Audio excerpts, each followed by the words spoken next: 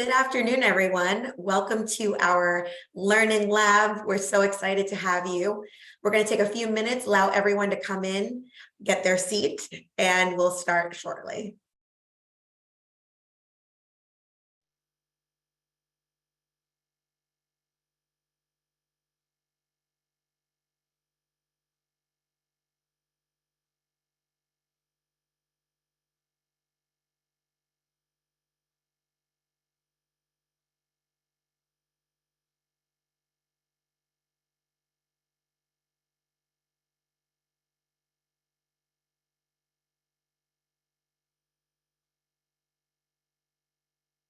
Okay, everyone, we're going to kick it off. Again, welcome to our Learning Lab. We've really designed this as a swift, interactive, dynamic session to elevate your self-funding pitch. We know the self-funding conversation is always changing, always evolving, and adjusting to meet the needs of today's evolving workplace. And so maybe you'll get one or two nuggets today that you can implement into your own presentation. And you can always lean on our experts today, John Augustine and Dave Earl, post-session to help improve and elevate your conversations. That's what we're here to do today. And so I will turn it to them in just a moment. If you have questions, we got you. Enter them into the Q&A chat and the Q&A box, and we'll make sure to address them at the end of our presentation. We're so excited to have you. John, Dave, let's take it away. Thank you, Megan. And thank you, everyone, for joining. As Megan said, this will be a swift presentation today. We're going to cover a lot of different material, so I'm excited to be able to present this to you today. For those of you that don't know me, and there's a lot of familiar faces or names in the attendee list, so thank you for joining. For those of you that don't know me, my name's John Augustine. I've been with WellNet now. I'm in my 12th year, and prior to WellNet, I worked for another independent third-party administrator in the Philadelphia area for 6 years. So I have 18 years experience selling exclusively self-funding for an independent administrator. So I've got a unique perspective on the market, and I look forward to sharing that with you all today. As the invitation for this event suggested, we're going to talk to you about how to improve retention efforts and recruiting efforts for employers. We're going to talk about how to give employees what they want. That is to say, zero cost care options instead of higher copays, higher deductibles every year. We're going to talk about our advocacy team, our high touch advocacy, and how our clients and consultants are using our strategies to lower premium contributions, or at least hold them steady over time compared to what they've been able to do with the mainstream insurance carriers. So, all right. So, as Megan said, put your questions in the Q&A box. Dave or Megan will answer them throughout the conversation today, and then we'll pause at the end to answer any questions that we haven't answered. So I'm going to start today with an idea. I'm going to call it the Trojan horse method of getting in to talk about self-funding, but it's an idea that I'll present or suggest that you attempt to do 90 days in advance of a renewal date or longer. So 90 days, 120 days, 150, maybe 6 months out, depending on the size of the group. But the idea is to set up an educational and strategy session to talk about how you can improve plan designs for members while simultaneously lowering cost. So usually you can get an HR person's ears to perk up with that idea, right? You're not coming in to talk about self-funding. You are. That's the method by which you're going to deliver these better plan designs. But you're going to talk about how you can improve recruiting efforts and retention efforts by creating better plan designs versus worse plan designs. For comparison, the mainstream carriers give you one big blunt tool to control cost, whether you're fully insured or level funded. And that primary tool I'm referring to is cost shifting. You are eroding the plan designs to save money. We're going to show you how you can do the opposite, improve plan designs while simultaneously lowering costs. This method, when done off anniversary, is definitely going to allow you to open more doors than just saying, I want to talk to you about self-funding or an alternative funding strategy, because that phrasing, alternative or self-funding, turns some people off right away because they've had a bad experience or they have some preconceived notion about self-funding. So this Trojan horse method of talking about improving plan designs as a means of lowering cost is a way to get them interested enough that they'll now hear you out on the self-funded pitch. So the Trojan horse method is to not talk about self-funding, to open the door, get in talking about better plan designs as the means of lowering cost. I'm going to show you how we do that today.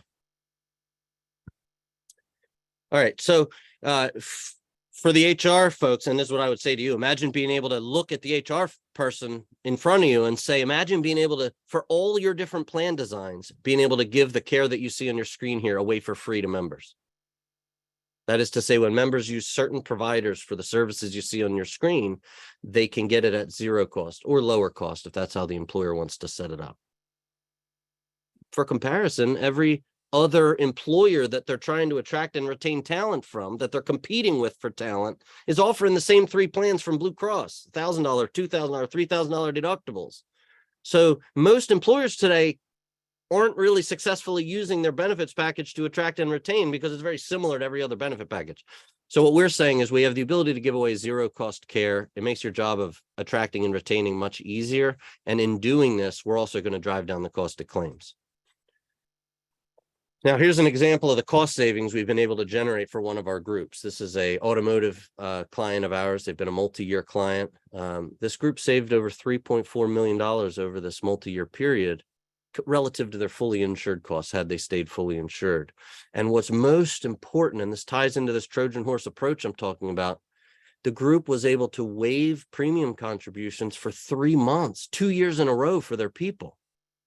So we're talking about better plan designs, and we're talking about lower premium contributions. This equates to hundreds, if not thousands of dollars for certain employees based on their enrollment tier. And so it's a massive, awesome thing that we're doing for members. And it also saves money. And I'll show you how we do that. Okay. All right, so now that we have HR's attention, I do provide a little bit of self-funded education. This part I'm going to go through pretty quick, but it's a little bit in depth. So I'm going to go through quick. We'd love to have one-on-one dialogues with anyone after this on another call. I teach continuing education courses for stop loss, and so these few slides come from that. So there's three components of cost in any fully insured or self-funded environment. When you pay your premium, there's three components of cost. If you're self-funded and you're Google, you have hundreds of thousands of employees, there's three components to your cost. They are claims, cost of insurance, and administration. So whether you're a 2-life group or a 100,000 life group, these three cost components exist. And then the question is, how do we control the biggest part of this, which is claims? So this is showing you claims representing 60% of the costs. In an alternate funded environment where you have maybe a 50-life group, the claims might be 60% of the costs. For most alternate funded or self-funded groups, the claims will be somewhere around 75, 85% of the costs, similar to a fully insured arrangement. Now, in a fully insured arrangement, due to the medical loss ratio rule within the Affordable Care Act, the mainstream carriers have a perverse incentive to let the cost of claims creep up.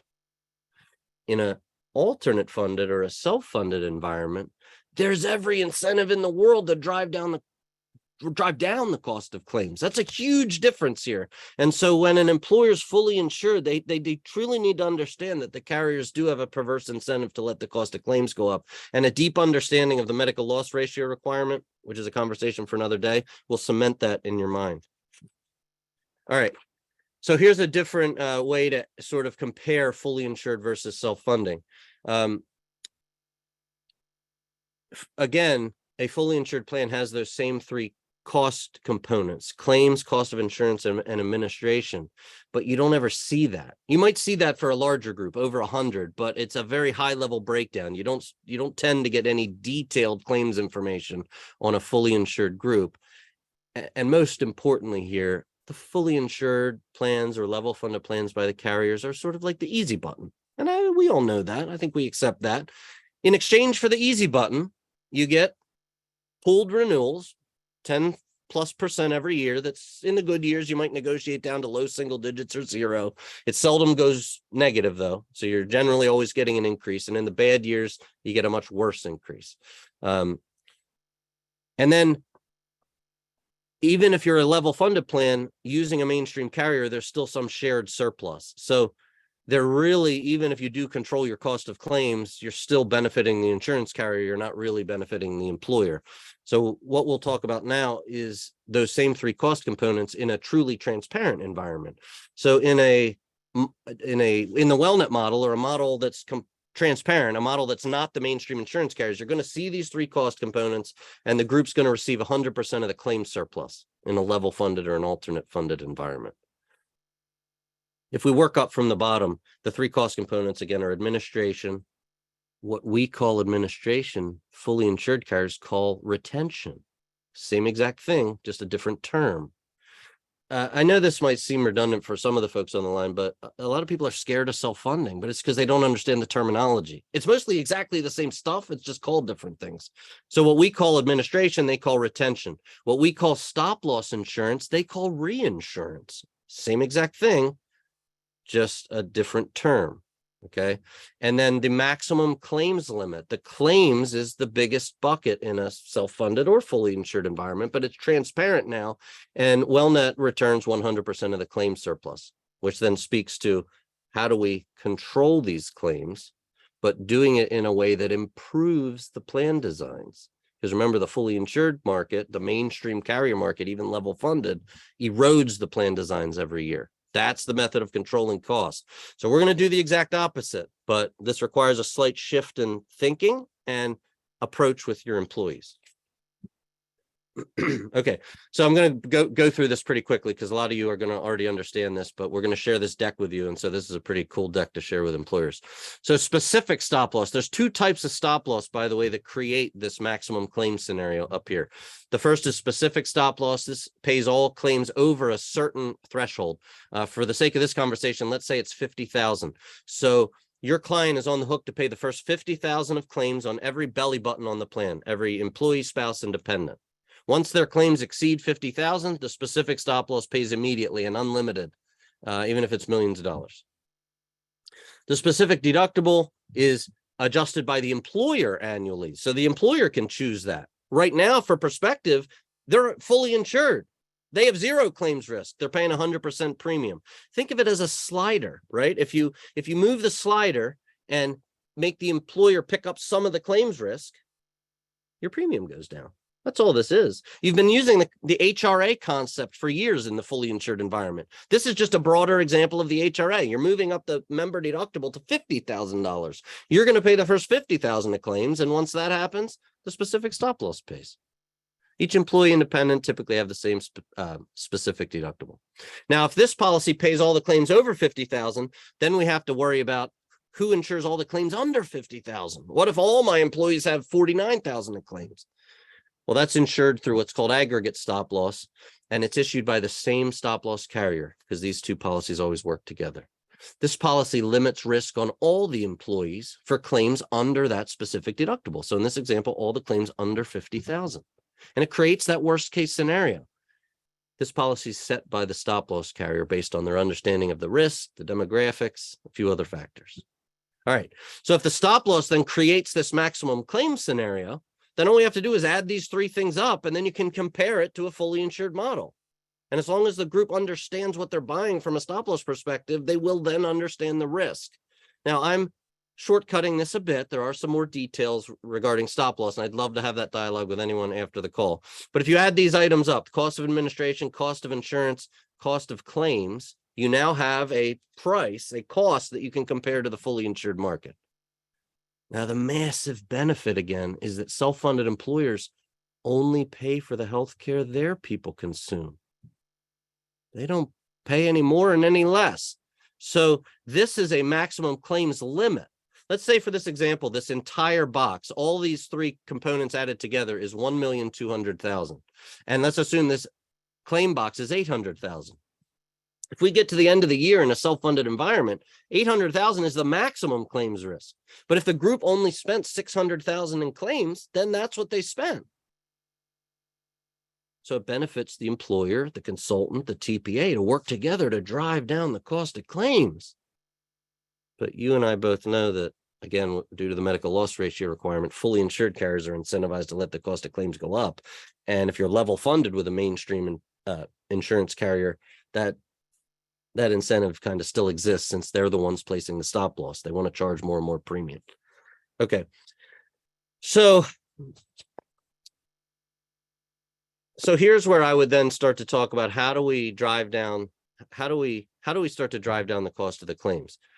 This is where it becomes important, if you're going to consider an alternate funded or a level funded strategy, to choose your administrator wisely. Choose your consultant wisely. If you're an employer, choose a consultant that understands self-funding, that is proactive with self-funding, that uses self-funding as a tool.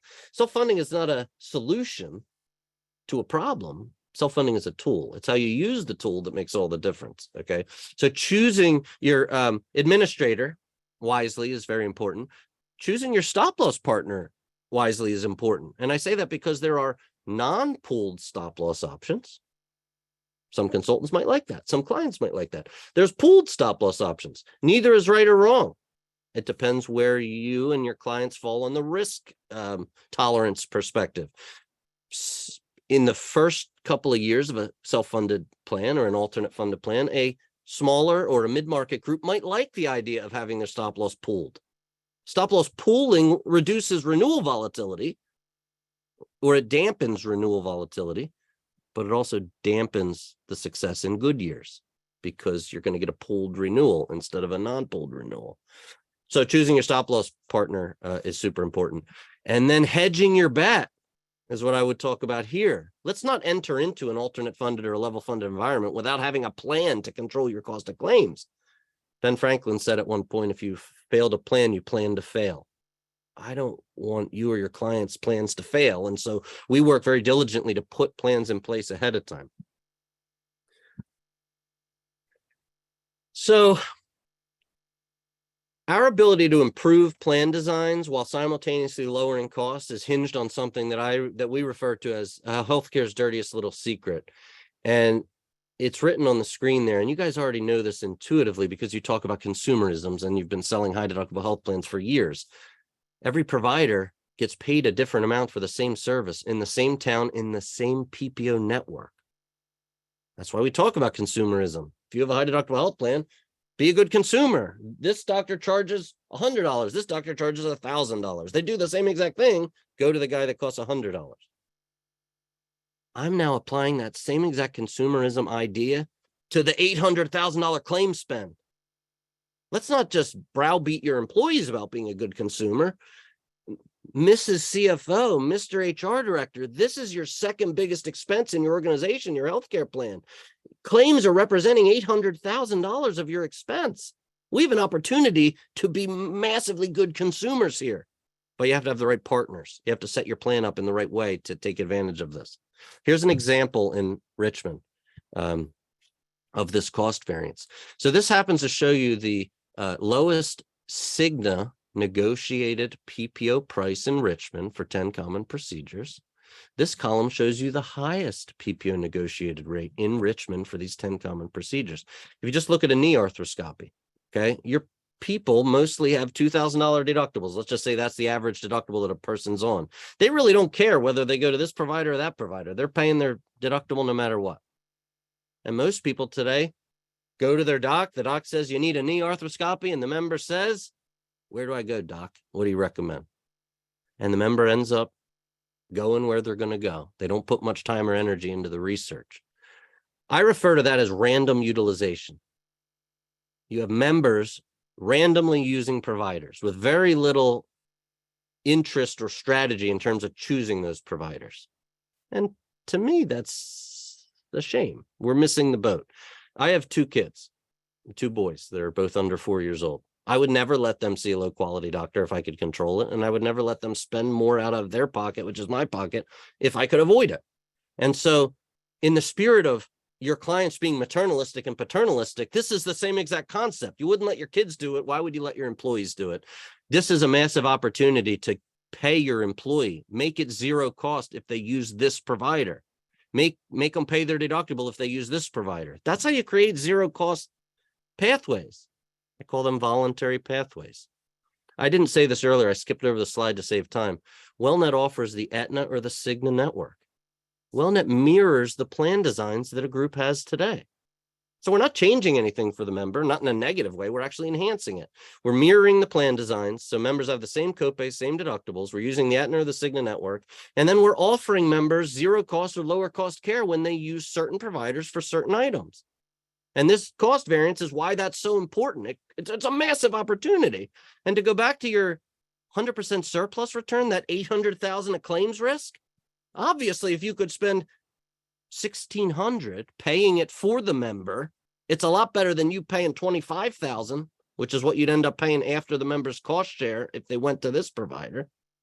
That's all this is about. It's about a common sense way of managing your health plan the same way you manage your business. You'd never pay this type of cost variance for your office supplies. And why would you do it for healthcare? Assuming the quality is the same. And I'll touch on that in a moment. This slide is what disturbs CFOs because this is nonsense. If you took yesterday's gallon of gas average in Richmond and applied it to this average cost variance, you get gas at $35 a gallon. No CFO would ever approve gas at $35 a gallon. They would threaten to fire the employee that tried to pull that one on them. But their health plan is incurring hundreds or thousands of claims every single year at this type of variance. That's a massive opportunity. And so when you show this to a CFO, they're hard pressed not to want to do something about this. And at the very least, when you leave that meeting, they're going to start Googling some stuff. Is this guy full of it? Is this dirtiest little secret real? Is this really happening to me? And if so, how does Blue Cross get away with this? How does anyone get away with not disclosing this to me? Now, Trump passed a law a few years ago that required hospitals to post their transparency, but that was machine readable files. I'd urge each of you to try to get pricing from your local hospital. It's very hard. So the carriers like to make it seem like they're doing this, but they're not. So we make this really easy at WellNet. We have a team of advocates that help navigate through this. I'll talk more about that in a minute. This is the part of the conversation where I make sure that the audience, the CFO and the HR person understand the cost variance. And inevitably, someone's going to say, well, where are you sending me, to a quack or something? Because that's not going to work. Agreed.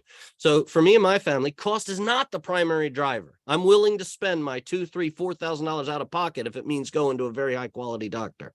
That's what's most important to all of our families. And so here's how I would articulate quality. There's this assumption that a high cost doctor must be high quality, but in healthcare, that's absolutely not true. There's no law regulating what a provider can charge. So there's actually an inverse relationship. Some of the worst doctors and hospitals charge the most, and some of the best charge the least. These slides don't talk about cost. I showed you that on the prior slide. This is about quality. In Richmond, for stroke care, Bon Secours Memorial Regional Medical Center is one of the best in Richmond, but also nationally for stroke care. But they stink at heart failure treatment. This is vital information that every one of your kids should have. And so wouldn't you want your employees to have this as a self-described paternalistic or maternalistic organization? Now, if you're thinking my employees would never do this, that's where the big incentive comes in. Your employees have a $2,000 deductible. I'm talking about making that go away, saving thousands of dollars per year at the member level as a means to saving you tens of thousands of dollars at the employer level. So what we've done is create an instant competitive advantage, like I said, by improving the plan designs, giving your people voluntary pathways to zero cost care for all these services. We're not telling them to use certain providers. All we're saying to them is if you're willing to use certain providers for certain items, you get your incentive. Think of it like door A versus door B. Door A is what you always did. Your doctor says, go here, go there. You'll pay your normal copay and deductible. But if you're willing to use certain providers for certain items, we've, as the employer, are willing to pay 100% of it for you because we care about you. We want you to pay the least out of your pocket and see the highest quality providers. Now, we have ways of making this available to members on their mobile phone so they can self-service and access this type of cost and quality information, or members can simply call a WellNet advocate. We can log in on the member's behalf and access all this information, share it with the member. We are there to advocate on the member's behalf. We have a variety of different advocates inside of WellNet, but the one I'm referring to right now is a care promoter. Their only job is to guide members for cost and quality. They're not trying to get members off the phone quickly. It's quite the opposite. How can I help you and your family in your big time of need right now? I can help you find the highest quality providers. I can show you which providers won't cost you anything based on the incentives your employer set up. Tell me what you want for you and your family. Going back to something I said earlier, this is the plan. We put a plan in place so when claims happen, they don't have to cost as much. By comparison, all the fully insured plans out there, all the level funded plans from the mainstream carriers, there's no meaningful cost control in there to control the cost of claims, nothing meaningful. What I've described to you today is the very basics of our approach. I didn't share the slide with you earlier, but we talk about our crawl, walk, run approach. Crawl is using PPO-based health plans like I just described, mirroring the plan designs, offering an incentive when members voluntarily use certain providers. The second key competitive advantage that WellNet can help you deliver is the way we think, and us being an independent partner. We sit on the same side of the table as you. We're not sitting on the same side of the table as Anthem. They're coming in, Blue Cross is coming in every year trying to defend a 20% renewal because the claims were high. That's what you hear every year. I'm trying to help you avoid the claims being high. And then I'm showing you all the data each week, each month to support all the recommendations we've made, to show you how we're making progress, to show you what missed opportunities there were. And so we can evolve the plan moving forward. So it's our way of thinking that ultimately delivers lower claim costs, which translates into lower insurance costs, the cost of your stop loss. And that's how Carter Myers was able to deliver flat premium contributions. So not raise the premium contributions, but then give people a 3-month holiday on premium contributions 2 years in a row.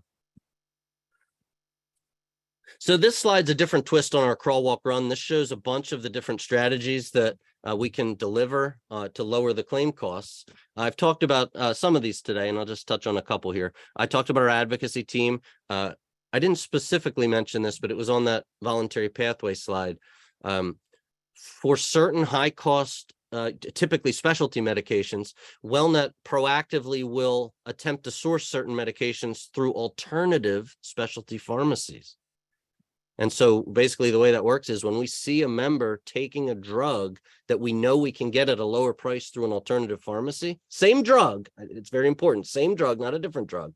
But if we can get it for a significantly lower price through an alternative pharmacy, we're going to reach out to the member and say, your employer has agreed to pay 100% of the cost of this drug. No more copays for you, but you got to let us source it from a different pharmacy. That's it. You just got to sign a couple pieces of paper. It'll get shipped to your house next month. Why wouldn't an employer do that? It's lower cost for the member. It's lower cost for the employer. We talked about incentivized navigation. For the sake of time, I'll skip most of these other things. Virtual health. This is a way to offer zero cost healthcare for a lot of key things. We're fully integrated with WellNet at Teladoc. So Teladoc's our choice partner there. And then two cool things that I don't know any other TPA is doing is Medicare consulting for your Medicare eligible members and high cost claimant consulting or COBRA consulting. These are all 3 different types of high risk members. Medicare eligibles, they could be on a Medicare plan, but they're on the self-funded health plan. Let's at least show them what their options are. There's no law saying we can't educate these types of members on what their options are through the individual marketplace. And so as your TPA partner, we are perfectly happy and willing to do that type of consulting. But if you're already doing it, we're certainly not going to step on your toes. You can continue doing it. Every user of WellNet, the member, the consultant, the employer, you all have your own portal where you can gain access to the information that you should be able to see. Obviously, a member can't see other members' data, et cetera. When it comes to educating members, every group's different. Every group has a different culture. Every employee population's different. So again, in the spirit of crawl, walk, run, we'll meet you where you are in terms of educating your employees. We don't want to use things that haven't worked in the past, so we'll gain an understanding of what works for you, and then we'll evolve that over time. There's 4 things that I always say that make the rubber meet the road on this type of strategy: education, education, education, and incentives. Collectively, if we all want a different outcome, we need to change the inputs. We can't keep doing the same thing over and over again and expect a different result. And that's why we have to educate 3 different times. I always say before the effective date, maybe a month or 2 after the effective date, and then at the 6-month mark, particularly in the first year. And that first education, I would love it if a CFO called our advocacy team or some VIP within the organization, call our advocacy team, have a conversation with an advocate so that when we roll this out to your people, you can stand up there and give a testimonial. And the fourth thing was the incentives. There has to be a very strong incentive, like $1,000 deductible to nothing, $2,000 deductible to nothing. That overcomes a lot of the skepticism you'll have right out of the gate within the employee population. Remember, they're used to plan design erosion. They're used to every year changing benefits and getting screwed somehow. We're now saying not only you're not getting screwed, we're improving it. So that big incentive gets their attention. It causes them to engage the advocate in that first year. And then water cooler talk, constant education, constant evolution of incentives will improve engagement over time, obviously. All right, we just have a couple slides left here. So one of the awesome advantages of WellNet is technology and reporting. So this is an example of 6 common reports or types of reports that all of our consultants and clients get. We are fully integrated with DeerWalk, and I'm going to end on a slide today that I didn't share. I'll put that up on the screen. But over the last 2 years, WellNet's average per employee per month claim costs are 31+% under DeerWalk's national book of business average for self-funding. That's a tremendous statistic that you can share with your employers. These solutions work. So you'll have full unfiltered access to DeerWalk, so will your clients. And then 2 other reports I'll touch on here. Case management notes. I know that if all your business is with the mainstream carriers, you are dying to know the details about those high cost claimants, because that's what the carriers keep blaming your big renewals on. In our world, we'll give you the case management notes for the high cost claimants. So if we have the case management notes, if that member's in case management, you'll have all the notes. And that allows all of us, again, to sit on the same side of the table and obtain the most competitive stop loss year after year. And then advocacy reporting. We put these plans in place, John. Is it working? Who's calling? What opportunities are we taking advantage of? What opportunities are we missing? This is my second to last slide now. So to help with this conversation, if you can give WellNet 12 months of historic utilization data, not claims data, but things like how many MRIs, how many surgeries, what drugs are people taking, how much are you spending on all these different claim buckets, we can create a really cool analysis that's a 12-month retrospective review. So we can do a presentation like this, show the employers how we can improve plan design, show them how we can drive their costs down conceptually, and then we can say, look, we looked at your data, and here's how we can apply these concepts. So I'll just quickly go through this. This was a group with Blue Cross that had claims of $6 million. We showed them we could save them $705,000. 293 came out of the medical plan over, and then I can't see it down here. 411,000 came out of the pharmacy plan. So the left side of these analysis shows what we would have did had we been your TPA and how we would have done it. And then over here on the right side, we forecast it forward. WellNet's book of business claim trend is 4%. Blue Cross puts right in their renewal as if they're bragging about it, claim trend 10, 11, 12%. So, and you can, if you're a client, do your own math. What has your claim trend been over the last 4 or 5 years? Ours trends at 4%. So over a multi-year period, you have a substantial amount of money you can pull off the table, just like Carter Myers did. And so I'm going to go back to a slide I didn't share at the beginning because I think this is super important, and it's that DeerWalk slide. And then I'll stop on this slide, and we can open the we can start answering any questions that we haven't answered yet.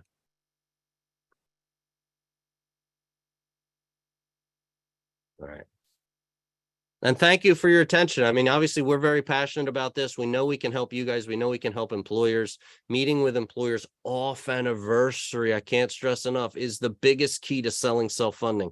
When I look at the consultants that sell lots of self-funding and the ones that sell practically none, the difference is they are out in front of the client more than 90 days in advance, talking about the concepts, the strategies, and that gives the employer time to do their own due diligence. And then when they get their renewal, all we have to do is offer them a proposal whose downside risk is not much more than that renewal. And typically we can get them to say yes. All right, so here's those DeerWalk statistics. They're pretty powerful. These solutions work. When your client says, well, prove it. Well, here's the stats to prove it. And we have plenty of references and clients that your clients and prospects can speak with. So that's enough for me. We're going to open this floor to questions. Dave or Megan, do you want to lead the questions? Or would you like me to do it? Hey, John. So, first of all, great job. One question came in from Michael said, are there any HIPAA issues to an employer that an employer should be aware of when using your tools to encourage employees to use preferred providers? Great question. And no is yes is the answer. As a consultant and as a plan administrator, we cannot give people in a position of hiring and firing protected health information.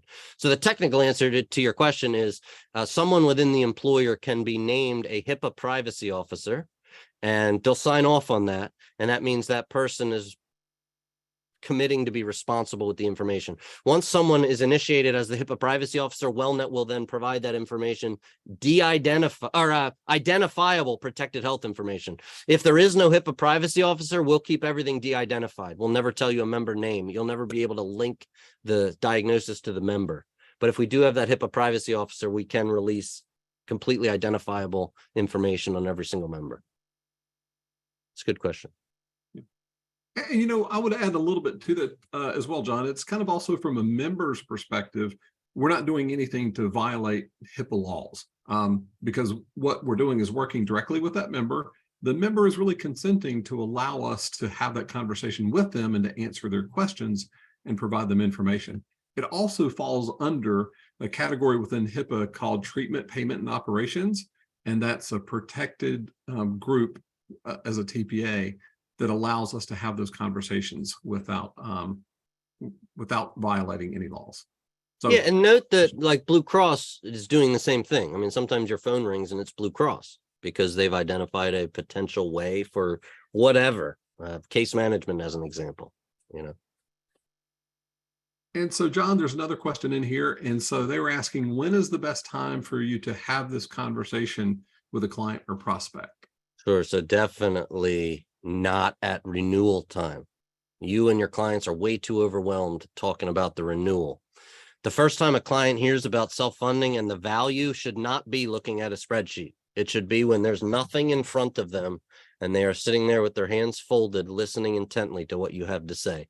That's when it should be done. And that's why I said no later than 90 days in advance of the renewal. You got to give them time to digest everything you've said, to call their friend at the company down the street, to Google some stuff. So minimum of 90 days out, maximum of, let's say, 180 days out, because you still want it fresh in their mind when they get their renewal. Well, and Carl, thanks for giving John all of that kudos. I just to share that with him. So thank you for that. And then Mike was asking, how does your direct contracting work on individuals?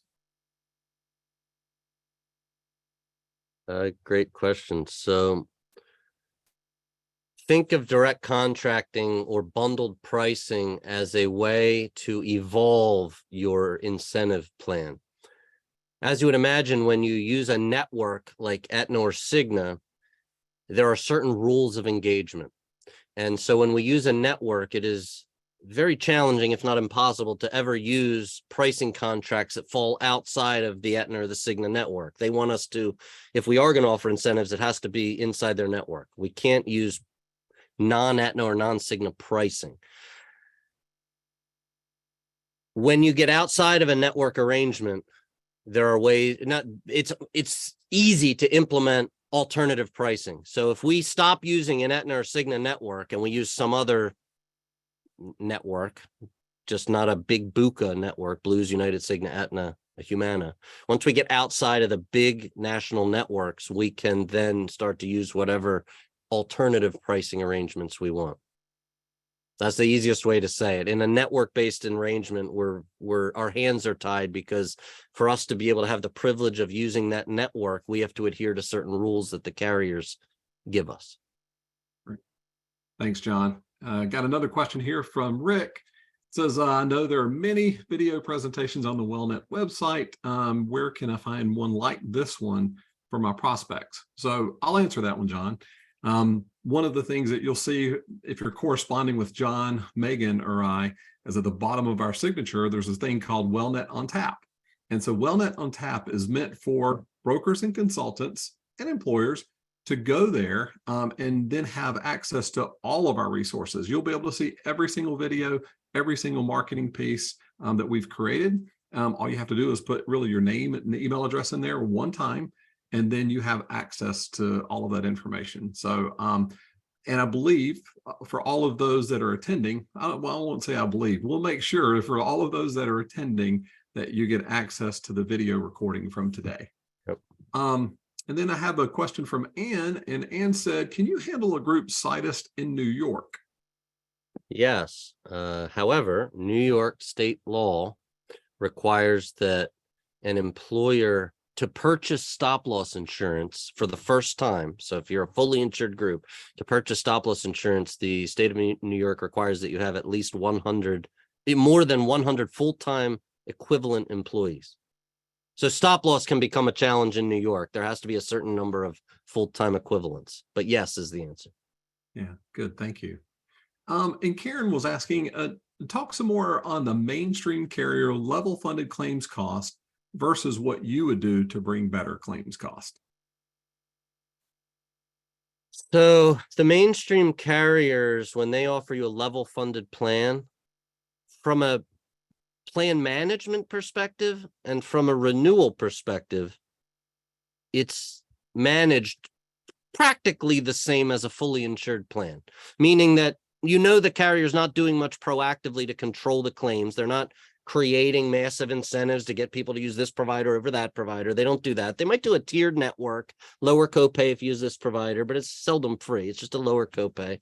And then they're underwriting those plans on a pooled basis. So if you have experience selling those plans, you know that it's better than fully insured, but you're still getting pooled renewals that are all over the charts. The renewal volatility is everywhere. You might get a 15% renewal. You might get a 72% renewal.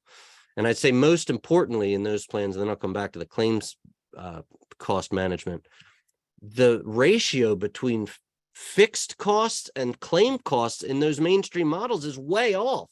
That's why most of those clients never get surpluses. You'll have 50, 60% fixed costs and only 40% variable. And so even if your client runs well, they have to share in the surplus, and there's not even that much chance to get a surplus.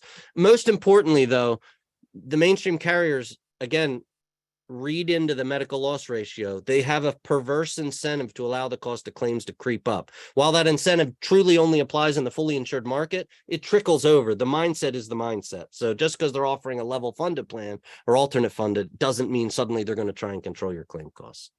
Some of this is believing and reading and learning on your own. And I would urge you, if you've not really read the details of it, learn the details of that medical loss ratio requirement, and it'll cement the perverse incentive that the carriers have to let claims creep up every year. Thanks, John. And so nice question here also from Joanne. Are the decision support tools for members to make lower cost decisions of care, are they automated like Jellyvision? And or is it a manual entry of zip code and procedure? Great. You want to speak to that, or would you? You go ahead, Dave. So a little bit of both, actually, to be honest. So when a client comes on board with WellNet, let's say that they choose to use one of our partners, Healthcare Blue Book. Healthcare Blue Book has both all of the private and the public sector data, because I just purchased a company called Quantros who had all the private data. So what they're able to do is provide a mobile app directly to the a member. So the member can go into the mobile app and they can search based on procedure on any zip code, but oftentimes it defaults to where they live. And so they can find the best providers like that in their area for any procedure. Or if they're not into mobile apps, that's another time when people just call the advocates, and the advocates will actually use the similar tool to go online for that member to help them find those providers. Again, it's very simple, looking for green providers like a stop sign. I mean, a stop light. Green is go, yellow is be cautious, red is don't go to that doctor. So very simple. And so it's a little bit of automation as well as live support. So thanks for that question, Joanne. So John, another question came in. It says, how else can you describe self-funding concepts to a CEO? Wow. I'm going to go off on a little tangent here and tell you all a secret I've been using. It's not a secret. It's called ChatGPT. ChatGPT is the latest in artificial intelligence, and if you're not using it today, boy, you are missing out. Okay, I have a window open on my desktop all the time, and I use it for two simple things. I ask it to explain a simple concept. So I would ask ChatGPT the same thing. What ChatGPT does is it uses the entire internet, 2021 and before, to answer your questions. And you could ask it a paragraph. It's smart enough to understand that because it uses the whole internet to understand the world. So you can ask it a question, it'll give you the answer, and then you can refine the question. Great answer. Please refine it down to 1 minute using 8th grade English. So that's one way I'm using ChatGPT every single day. If you guys ask me a complex question, I draft my email, I put it into ChatGPT, say, please review or rewrite. I say, please make it, write this in 8th grade English.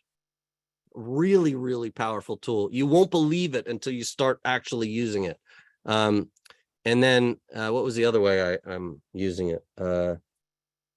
To take whatever you wrote and to rewrite it in a different tone. So let's say you're having a tough day. We all have tough days. We're firefighters, right? We're all juggling a million balls. Well, someone asks you a question, you draft it, you draft your email, but you're having a tough day. You don't like the tone of the way you wrote it. Well, you can ask ChatGPT to rewrite it in a happy tone. But the point is, you have a whole system at your fingertips that will generate content for you. It's pretty darn cool. So I use it to draft my own original content when I'm replying to people, but it's a great way to proofread what you're doing, rewrite it in better ways. And boy, use it. Take that question and put it in ChatGPT and see what happens. You'll have a big smile on your face. Thanks, John. So Anna has asked a question. What is a good resource to learn all things MLR? And so when she says MLR, for those of you who may not know, that stands for medical loss ratio. What would you say, John? Best place to go? Yeah, I'd start, heck, go to ChatGPT and start there. Because that's scouring the whole internet. Now, I will tell you, ChatGPT, you put your advisor hat on and edit it, because this is pulling from the internet. So it could make misstatements. It's ultimately your job to deliver factual information. But that's where I would start with that question. And it's like a super advanced version of Google, because it allows you to ask complex questions and refine your questions all in a single thread. Start there. I am 100% sure you'll get exactly what you need. Well, and you know what? So I'll tell you what, Anna, I'm going to take a little bit of a shot just to kind of help you, since you've asked this question for the webinar. Assuming you're going to get off this webinar and you're going to have to start firefighting. So the MLR rules were set up based on, well, ACA.